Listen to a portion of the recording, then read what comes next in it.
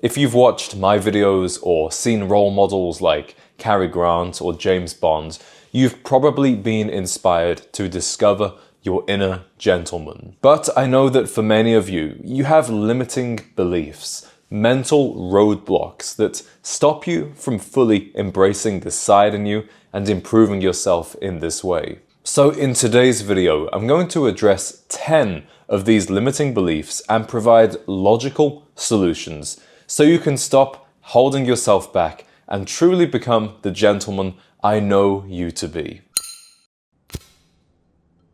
Hello, my name is James, and I am on a mission to create a generation of gentlemen. Let's begin with the first limiting belief, which is, I wasn't raised to be a gentleman. Maybe you believe that being a gentleman is something you are born into rather than something you cultivate. But nothing could be more outdated or further from the truth. Whether or not you are a gentleman has nothing to do with the family you were born into, what your parents did for a living, or even your education. Being a gentleman today has nothing to do with your past. It's all about who you are now and who you aspire to become. And even parts of the gentleman lifestyle that might seem confusing to outsiders, such as etiquette rules or how to dress, it can all be learned. If you have the determination and the attitude to improve yourself, then you can absolutely become a gentleman regardless of your background. Maybe you think that chivalry, manners and refinement are just relics of the past and they have no place in today's world. But in fact, they are more needed than ever in today's world. If you go back to the 1950s, manners, etiquette and courtesy were quite commonplace, and sadly, we don't see that today, which means it is all the more important for you as an individual to take a stand against what everybody else is doing, stop being so selfish and caught up in your own head, and instead be a kind, community-based person. Having good manners, practicing good etiquette, being kind to other people, these principles are completely timeless. And just because Western society on the whole has allowed its standards to slip, doesn't mean that yours need to slip down too. But what if you believe that women don't appreciate gentlemen anymore? Maybe you think that modern women only want bad boys, rebels, or extremely aggressive, assertive men. Well, I can tell you that on the contrary, women are crying out for there to be more gentlemen out there. And the sad reality is, many modern women haven't even experienced what it is like to be with a modern gentleman. A man that opens the door for her, a man that is thoughtful, a man that takes pride in his appearance. And even if you did believe there were no ladies left in the world, why would that stop you from improving yourself? It's much more empowering to be the change you want to see in the world. And once you do start conducting yourself in a more gentlemanly way, you will start to attract women that appreciate these behaviors, and you will indeed start to attract more ladies into your life. Another limiting belief I come across when advocating for the gentleman lifestyle is people believing that you need to be rich first. Maybe you believe that sophistication and higher status behaviors require significant amounts of money and even generational wealth. But what you are missing here is the fact that the mindset and the behaviors of a gentleman are much more important than the clothes and the refined lifestyle. To me, a man who conducts himself with self-respect, takes pride in his appearance, takes care of his family, and drives a pickup truck and works a manual job is much more of a gentleman than a man who drives an Aston Martin, wears a tuxedo, yet doesn't conduct himself in a gentlemanly fashion with his character and his behavior. And even when it comes to the appearance of a gentleman, you don't need to buy Savile Row suits. You can literally start wearing polo shirts and chinos from H&M. It's more about, does it fit you?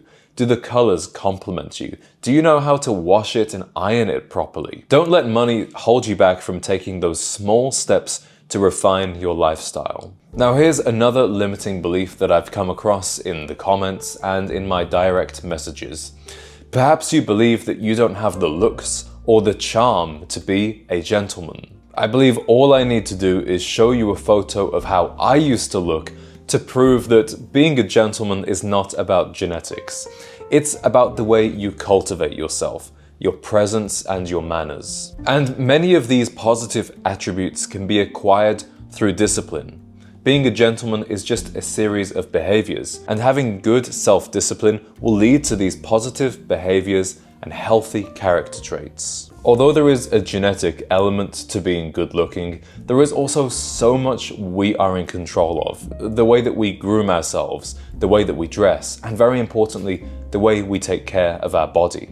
And when it comes to charm, charm is about a series of communication skills and behaviors, all of which can be studied, learned, and applied.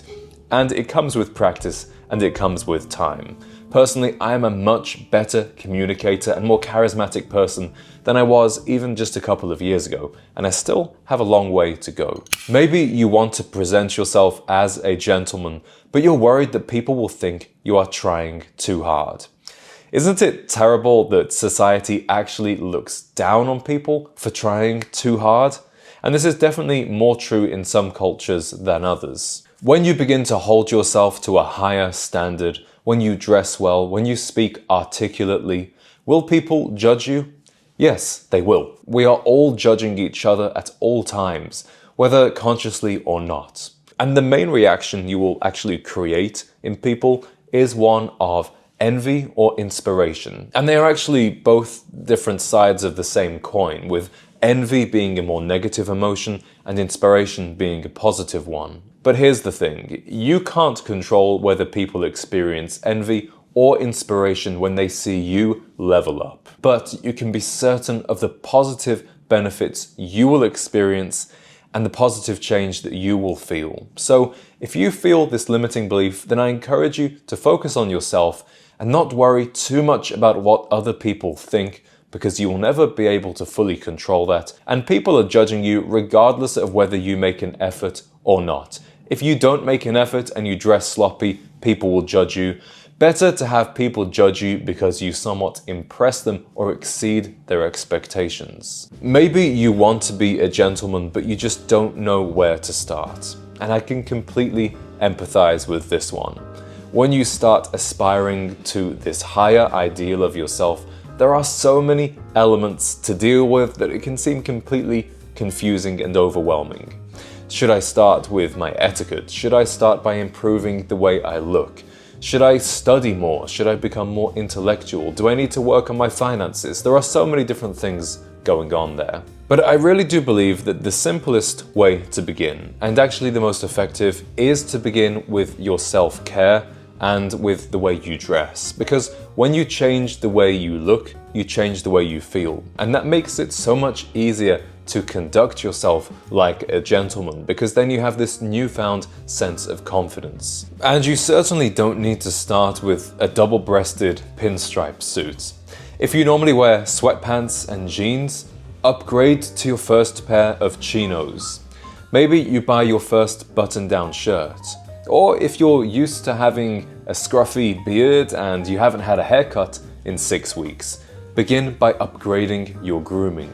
Over time, all of these different pieces of the jigsaw will start to fall into place, and you will see yourself becoming the gentleman that I always knew you could be. In today's world of toxic masculinity, maybe you are worried that being a gentleman will make you less masculine. Well, in that case, perhaps you are confusing respect and refinement for weakness. Just because a gentleman carries himself with more grace than many of the more aggressive male role models today, that doesn't make him any less of a man. In fact, it only makes him more masculine, because a real man should cultivate self-control and self-discipline. Being a gentleman means having the strength to lend out a hand to others and pull them up, whereas much of the more aggressive, toxic masculinity type stuff that I see today is more about pushing others down so that you don't look bad yourself.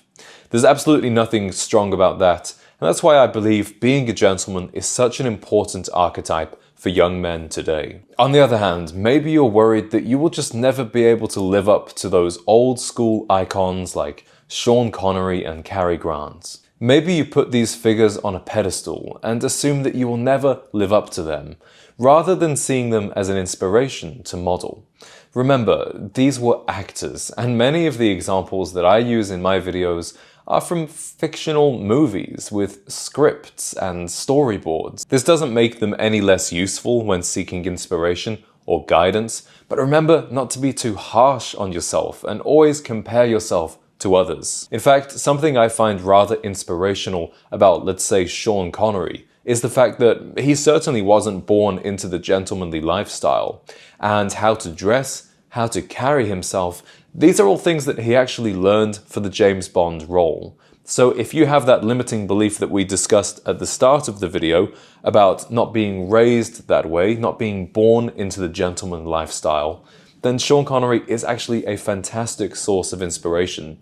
Just remember that the finished product you see on screen is indeed an actor, and he is reciting rehearsed lines. No wonder we can't all be as smooth as that in real life. And the final limiting belief I'd like to address is this. Maybe you think you need validation from others to be a gentleman. Perhaps you think being a gentleman is about winning external approval. It's actually an internal code of conduct. Your aspiration to become a gentleman must come from an authentic place inside you.